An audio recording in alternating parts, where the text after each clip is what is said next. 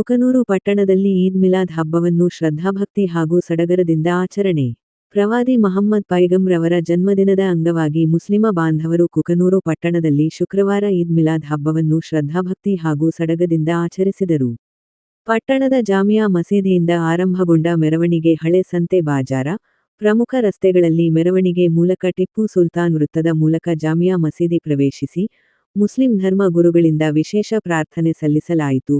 ಮೆರವಣಿಗೆ ಹಾಗೂ ಪ್ರಾರ್ಥನೆಯಲ್ಲಿ ಹಿಂದೂ ಮುಸಲ್ಮಾನ ಮುಖಂಡರು ಪಾಲ್ಗೊಂಡಿದ್ದರು. ಪಟ್ಟಣದಲ್ಲಿ ಅತ್ಯಂತ ಶಾಂತಿ ಸೌಹಾರ್ದತೆಯಿಂದ ಹಬ್ಬ ಆಚರಣೆ ನೆರವೇರಿಸಲಾಯಿತು. ಪೊಲೀಸ್ ಇಲಾಖೆ ಟಿ ಗುರುರಾಜ್ ಪಿಎಸ್ಐ ಮತ್ತು ಗೃಹ ರಕ್ಷಕ ದಳದ ಅಧಿಕಾರಿ ವೀರಣ್ಣ ಬಡಿಗೇರ್ ಸಿಬ್ಬಂದಿ ವರ್ಗದವರಿಂದ ಶಾಂತಿಯುತವಾದ ಹಬ್ಬ ಆಚರಣೆಗೆ ಬಂದೋಬಸ್ತ್ ನೆರವೇರಿಸಿದರು. ಈ ವೇಳೆ ಪ್ರಮುಖರಾದ ಪೀರ್ ಸಾಬ್ ದಪೇದಾರ್, ಹುಸೇನ್ ಸಾಬ್ ನದಾಫ್, ರಶೀದ್ ಹಣ ಜಿಗೇರಿ, ಮುಸ್ತಫ ಮುಬಾರಕ್, ರೆಹಮಾನ್ ಸಾಬ್ ಮಕ್ಕಪ್ಪನವರ್, ವೀರಯ್ಯ ತೋಂಟದಾರ್ಯ ಮಠ, ರಶೀದ್ ಸಾಬ್ ಮುಬಾರಕ್, ಮಹಮ್ಮದ್ ರಫಿ ಹಿರೇಹಾಳ್, ಸಿರಾಜ್ ಕರಮುಡಿ, ಅನಿಲ್ ಆಚಾರ್, ಶಿವಕುಮಾರ್ ನಾಗಲಾಪುರ ಮಠ ಸೇರಿದಂತೆ ಹಲವರು ಉಪಸ್ಥಿತರಿದ್ದರು. ವರದಿ ಚೆನ್ನಯ್ಯ ಹಿರೇಮಠ, ಕುಕನೂರು.